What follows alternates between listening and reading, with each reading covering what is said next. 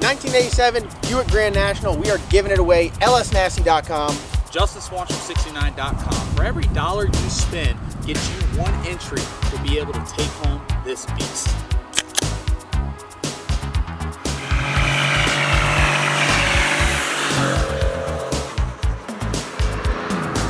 That can be you.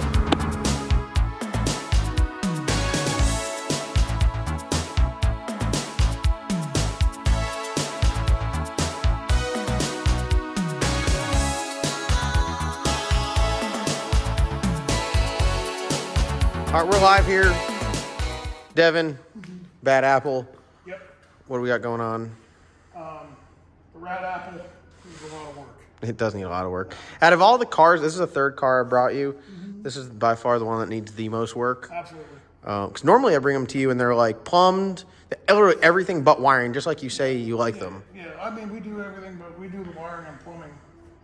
Ideally, that's what we like to do. Well, this is plumbed, except for like the turbo feed. Ran out of time. Turbo feed, turbo drain. No electronics. And it needs some fab work. So we work with you and Matt at Performance Fab. That's your hookup. Yep. Use him on two different cars. And yeah, he does great. Matt built my car. He did work on Slick Rick. He did work on the Black Sheep. He'll do this one. He's done a ton of stuff. Performance Fab up in Roebuck, South Carolina. yeah, I've actually just put a set of his torque boxes in a car. Yeah. So, I mean, all of his stuff is great. And that's your hookup. So thank you for extending that. But this thing here, it looks like it needs a lot. It does need a lot, but it's like the last 15%. It's weird where you come up with this math. What percentage would you say we're complete? Like 40%. Wow. That is disrespectful. Well, I mean, slamming an engine and a transmission in a car is like 2% of the job. I wish that's all it was. I actually spent a whole day and built a shifter mount, put a seat in there. Well, the fact that it took you a whole day to do the shifter mount is kind of pathetic, but, you know. Well, I did other things. Didn't do an alignment, clearly, or set bump steer, but I made a steering shaft. Congratulations, so you can steer the crooked wheels. Yes. Yes. Good job. Good job. We found out when we had to push it. Yeah. Real quick, though, I can load up a car. I can load up a car. I don't even want to give this to you, but you did. Yeah, you did really good on that. Driver. All right. So what is on the menu for this year up at HCR Innovations? We're going to probably do like electronics layout on it, so we know where everything's going to go. Mark everything for it for Matt to do for fabrication. Probably build some of the harnesses that are going to go in the car, and then pull it all out and bring it to Matt. He's, I think, about a week and a half or 2.5 weeks back, like backed up, partially because of me. That's where my car is right now. But and my car takes precedence, so. Your car first over everything. Right. Not over everything, just over you. So we'll do some of the other stuff that we have to do that doesn't really involve what he's going to do. So he's going to be he's going to redo the firewall, the cowl panel. He's going to make a cowl panel, box this in.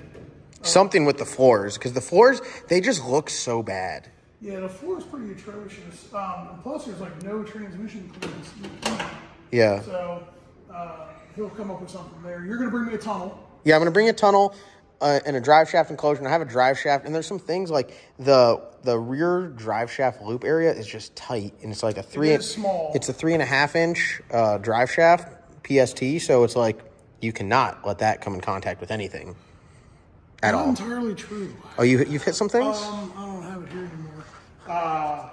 My old drive shaft shop was the company who I used to use. I have a PST in mine now. Nothing wrong with drive shaft shop.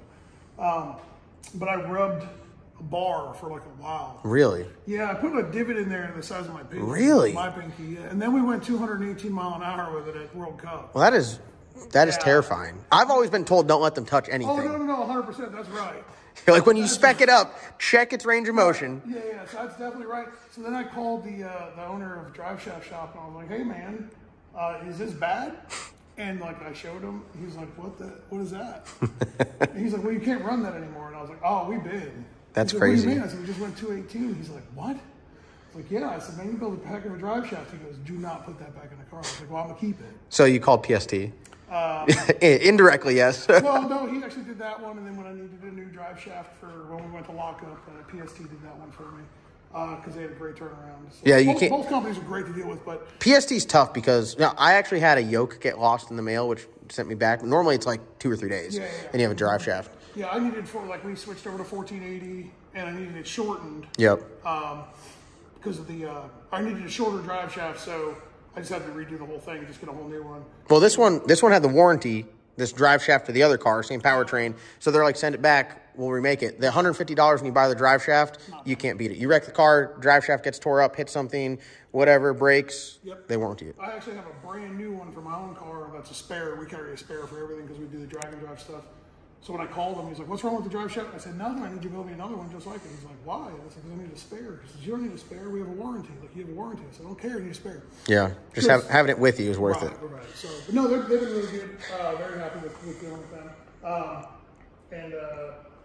So yeah, you'll send me a drive shaft. Yeah, that's one concern, which I guess like in some of the other cars, yeah, it doesn't. They call it the #1 bar, right? Because it's going to be the #1 problem. It's the first one that goes in. Well, it needs a dip. All of my other cars have a dip right there for rear end extension.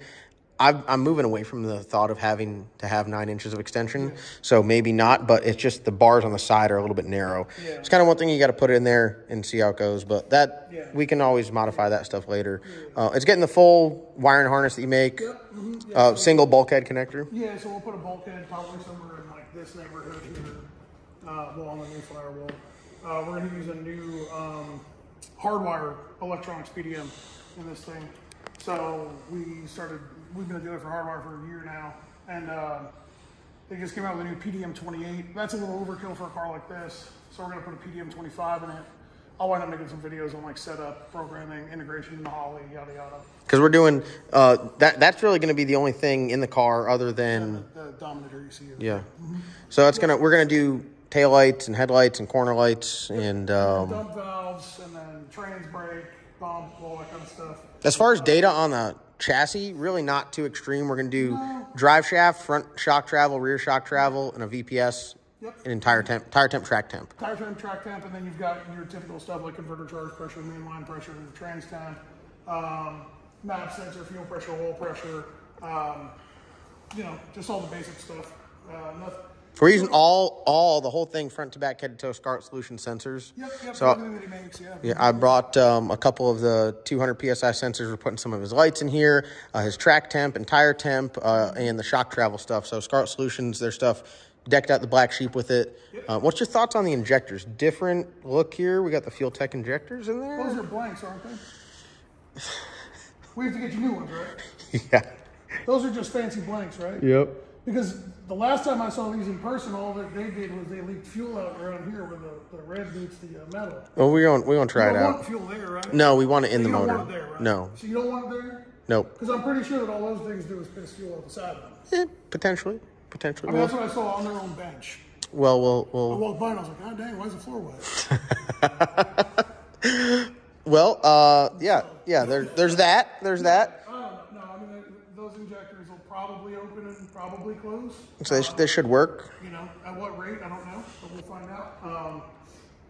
Got the fuel system plumbed. This is the first time I'm ever gonna have you like actually plumb the vacuum stuff, because I've always done like the boost control. We're getting HOLLEY bullet valves from you, a couple Mac valves for the shifter and the parachute handle, dome control stuff that's gonna be wired up, vacuum for the blow off valve. Do you want to monitor CO2 bottle pressure?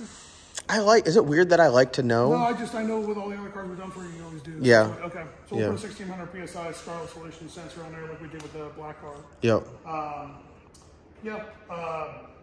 This one I got a ton of data though. I mean, it's a pretty. At this level, they all kind of have to have certain stuff. Sure. So I call this basic. So like something that happens with our business a lot is that we have people that email or call or message and they're like, hey, I'm building a new car. What sensors do I need? So like the sales part of me says like, you need to buy everything. But like the reality of it is I don't do that to people. You really don't need nearly as much. Like it depends. If you really want a lot of data and want to be able to view a ton of stuff, sure. But like this is a turbo alcohol combo, so EGTs are important. Chassis stuff doesn't really matter what the combo is, right? So like a VPS from Davis is. You can do a lot with a VPS and a rear shock travel sensor.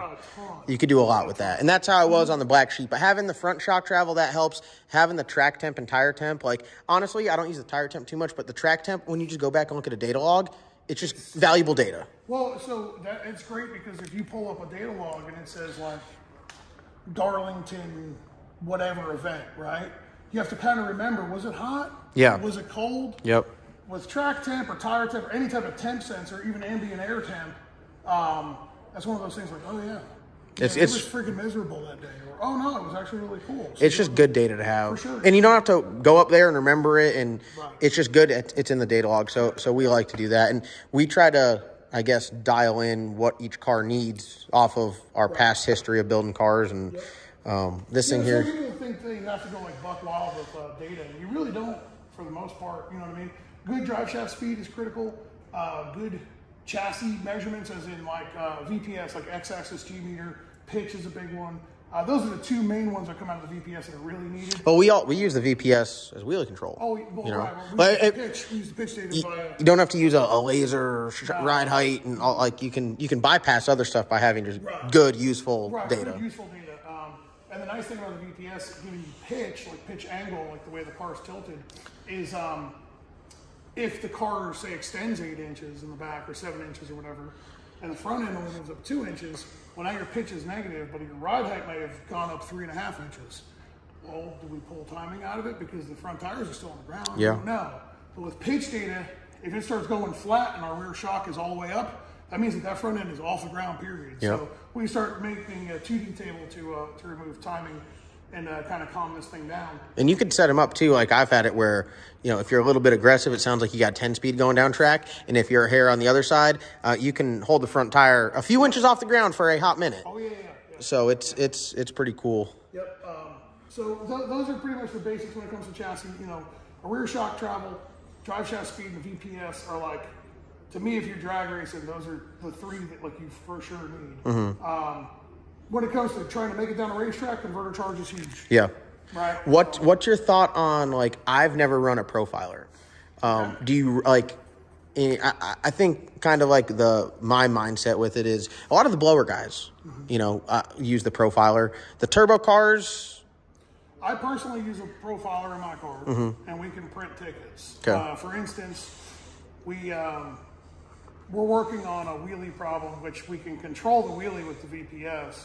Like with my personal car, it'll wheelie every time you turn the lockup on and it gets aggressive, right? So we went 110, 60 foot. I had a profile in it to run 422 in the 8th, right? It went 110, 60 foot, road wheelie control, got off of wheelie control, drive shaft caught up to my profile, slowed it down, went 422 at 172, because it went 110, 60 foot, right? Yep. Next pass, I pulled a bunch of power out of it early so it stopped riding wheelie control. Left the profile the same. Went 422 at like 181. So 2 tickets at 422. Yeah. Because I left the profile the same, right? So the drive shaft versus time is where your ET's coming from. And it didn't clip the profile until like the end of the run. So I guess my stigma of you don't need it on turbo cars kind of it's another tool. The thing about a turbo car and traction control is that the best way to do traction control is timing. Right? And as you retard timing with a turbo car, you piss that thing off. It kind of fights itself. Like we talked about a blower car. That like a Pro Charge car or a blower car that you can hear them riding the VPS or riding the Davis box pretty hard. Oh, yeah. Yeah, like just this past weekend I was there with Josh with his blower car. A 4-degree retard on that thing will slow it down like 7-8 numbers in the 60 feet. Yeah. Just 4 degrees. You put 4 degrees in a turbo car, it might not slow down any. It may pick up. Yeah, seriously. Because it retarded timing and the turbo got pissed off and it went ahead of our boost curve. So yep. like, that's the one thing about traction control is like, I like the profile. If you're going to do traction control, I like the profile the best. But there's also another train of thought that like, if you get the chassis to work and do what you want it to do, technically traction control is really only there to slow you down. Yeah, I agree with that 100%. 100%. You know, it's never going to really make you faster. It'll make you a lot more consistent, but if you work hard on the chassis, you typically don't need to use it. So, but this one doesn't, I don't think that you need it. You guys don't race with them now. You know, I think that if you guys really got into using the profiler, you would want it on every car. Yeah. But it's one of those things that, like, if you can figure out how to make the car work without it, you don't need it. Don't need it. So. Well, I'm excited to get this thing back. I apologize for bringing it to you with more work than normal. Yeah, it's in shambles. But it's kind of like a time available versus time I can allot to this. Sure. I only have X amount of time available, and this, not saying that it's a car that's on the back burner, but business comes first. For sure. And what's interesting is when you talk about time available, is that you'll call me a lot, which to me says that you have plenty of time available. Well, I can multitask. Believe it or not, I can do some of that. You're multitasking, you think you can put a firewall on this thing. Not minor fab. Built titanium exhaust, built the turbo. Oh, first for opinions. Tank, turbo kit, titanium exhaust. What are your thoughts? Built by me, yours truly. Mind you, when we met at, hold on, time out. When we met at PRI, however many years ago, right? I didn't know my difference between the ass and the hole in the ground.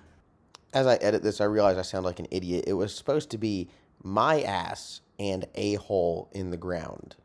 But I messed that all up. I don't know if Devin had me off my game or what, but I just had to correct myself. Yeah, was that this year? Well, but this is this right here. I mean, if you need me, if you feel like not using... You're doing better. You are. You weld better than me. Well, this was... I don't weld. This was some girl in China. That was some kid in China. And then you can see where I got a hold of it. But hey, it's stuck together. In a couple more years, you're going to catch up to them 7-year-olds. I'll turn the camera off, but, we can talk. If you don't want to use Matt at Performance Fab anymore and you want me to do some stuff for you, we can work it out. But No, you actually did a pretty good job. It actually looks pretty good. Now, as long as it doesn't fall off. Yeah, it's stuck together. We're going to try out the one wastegate on here because we don't have a plan to run a little bit of boost. We're going to see how the EGTs differ on each side. Yeah, I think that you're going to run into trouble there, but, We'll find out. We'll find out. The Black Sheep survived somehow with only one on there. Was it there, or was it, closer to the merge? It would probably be, right here. Okay. It was divided flange, still pretty far away. Huh, okay. But I don't know. Maybe it's just maybe it might just depend on the setup, Yeah, it may not bother it at all. I really don't know. If it's dumping a bunch of drive pressure off over there, this one should be able to free. Eventually, it all becomes one in here. That's my thought process. So you're not wrong. I'm actually surprised you haven't done what a couple other people have done and put them right here on the house. It just looks so bad. It doesn't look good. I'm an appearance guy. I can tell. We're going to get this back and do some powder coating, some polishing, and the goal is to keep it lightweight and fast. And one thing we use you because all the stuff that you do is redundant. It works, and it takes that. We're never at the racetrack chasing wiring or having issues or anything like that. So you were just out with Slick Rick. You didn't have any problems, right? No problems at all. So you called me about anything. No. I did have to see you this past weekend. That was miserable. Twice. But you were loaded down with snacks. Twice in 1 week. That was good. The snacks were good. Did you put a video up of that? Tomorrow. Well, it'll be a couple days in the past at this point. Okay. So, but yeah, they saw you just ravaging through my toter. Did they? Yeah, like a Neanderthal, just ripping apart cookies and treats and. Well, I was a little annoyed that you only had one oatmeal raisin left. Yeah, I was smashing them the whole time. They were good, though. Yeah. Whoever that woman was, that was the best thing you had going for you. Yeah. Whoever that woman was that made your cookies for you? She got us through a couple rounds of racing just off the cookies alone. I mean, she was worth my trip over there. And they stole spark plugs for me. And some spark plugs. Yep. So, all right, well, we're going to leave you with this. We picked up the Black Sheep. Thank you for everything. Look forward to our videos on this car. Yeah, I'll make videos on that. Oh, wow, look at that. No, so you're just leaving everyone hanging on the Black Sheep stuff. Watch your channel, I guess. All right. There's nothing really to inform you about. No, we had a good 20-minute video firing up behind me with no oil pressure. Yeah, that was a good time. The cinnamon rolls. Two videos in a row. We're giving you love here. Cinnamon rolls were smack. What's the name? Shameless plug to the Dog and Dough Bakery. Here, I gotta back up this way. All right, shameless plug here. You gotta get over here. You gotta get over here. I can't turn the camera that way. No, but you know the damn But you got the puns. It's the Barker's Dozen. Barker's Dozen. 12, you get one free. What's the other one called? What's the bestseller? The Elvis Pausley's. There you go. Look at that. We're shipping. We are moving weight. Okay, we're moving weight in dog treats. Okay, so I don't want to wire cars anymore. All right, I want y'all to buy every dog treat that we could ever make, and I just put her in the kitchen, and she makes dog treats all day, and then I don't do shit. Well, she could bake the best cinnamon rolls I've ever had. I didn't want to say it on camera, but we'll give it a 10 out of 10. Yeah, they're good. They're good. I hate telling her that she's good at something. Yeah, no, those are smack. If you compare her baking to your wiring, she smokes your boots. Probably, yeah. I mean, the correlation. Because it's enjoyable. Is that? Oh, this is not enjoyable. Did you pay for them cinnamon rolls? No, but you had to pay. They were built into the invoice for sure. I was told they were built into the invoice. They'll be built into this one. All right, I'm out of here. I'm kidding.